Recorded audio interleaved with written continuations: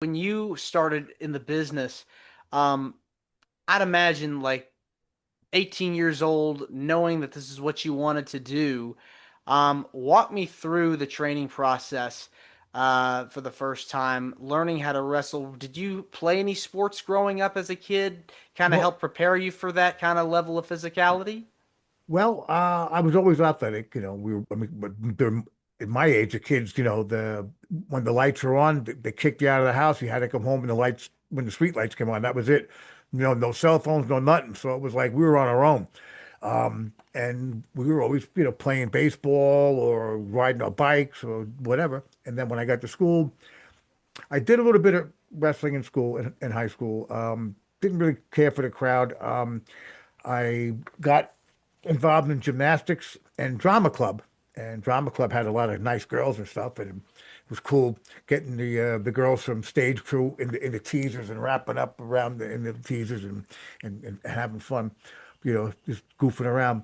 And that's where I got my interest. So a little bit of wrestling, a little bit of drama club, a little bit of gymnastics. You wrap it all up, and it's the circus that wrestling is. So, and I also did AAU diving. So I did that also too when I was a kid. So I was swimming a lot. So um, like I said, very, very active. When I was in the army, I was I'm trying to think in my early 20s. So it wasn't even a thought at 18, actually. When I was 18, that was my 66 Mustang and my big fat tires in the back and chrome rims and, blasting music and, you know, back then, uh, it was that was the bra burning days where the girls were all running around braless and tube tops and wife beaters, and it was like, holy cow, what a time to be alive! It was like that was a kid on hormones. That was a dream come true, going through the 70s as a kid during the sexual revolution. It was awesome. Now, starting out in the business, I'd imagine, doing drills and all kinds of stuff. Walk me through the training process because it Okay. is a very tough business to be involved in.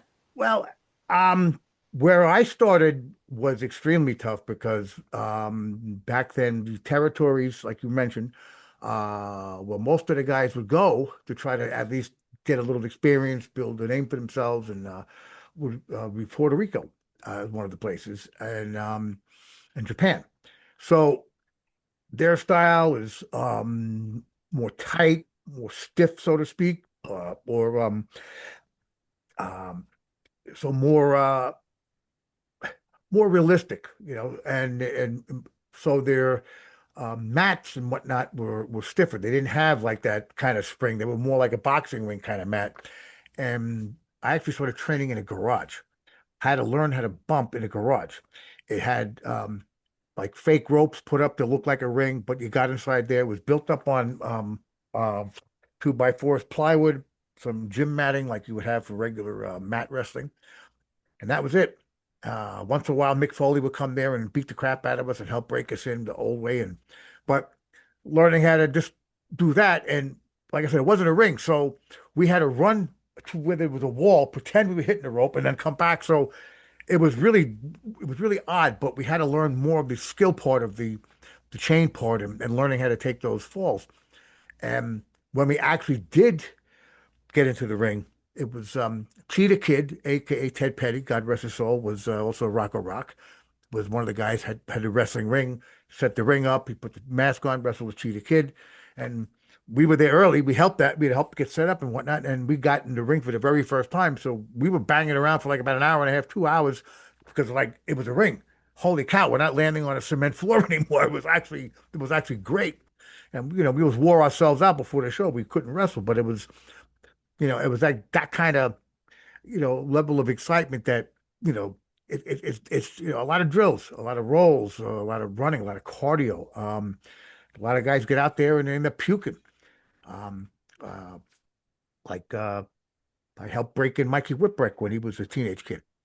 So just like kind of passing it along, and him and there was four guys, him with Mikey, Craig, John, Paul.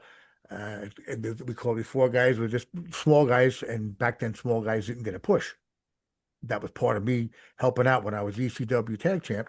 I would help those guys same way I got help by Mick Foley. And so and that's when it was more closely knit. People still were like, well, I know that stuff is predetermined and stuff, but I'm telling you, those two guys look like they were trying to kill each other. I don't know. That looked legit. And that was what we were looking for. It's the suspense of disbelief, I feel like, that is important to a wrestling show because you want to believe that these characters have a chance of winning the match. And so I feel like that's something that I feel like is just as important to the show, as well as, of course, having a crowd give the reaction.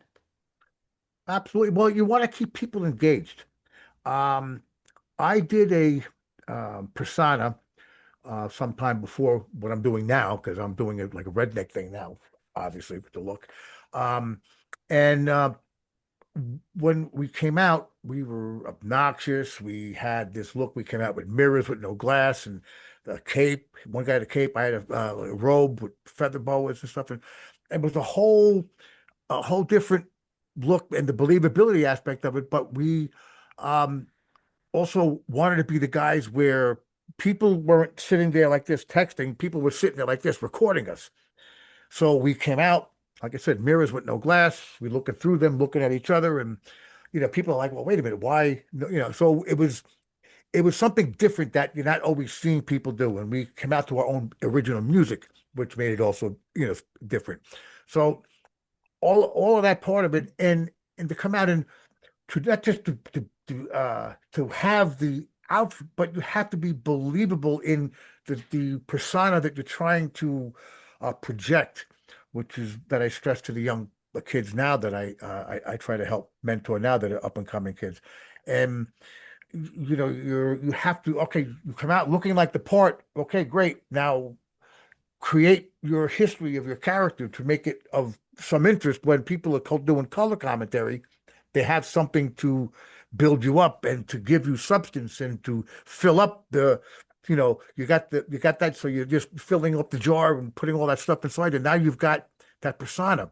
Like you can see the develop, for instance, like Randy Orton when he first got started, he was a lot of mistakes, a lot of flips, flops, fluffs. But as time went along, you see the development, how so polished he is now in comparison to just, coming out, just coming in and trying to, keep the family name going. And props to him. But, I wrestled his father back when I was an up and coming guy. I learned how to open a beer bottle with a Bic lighter.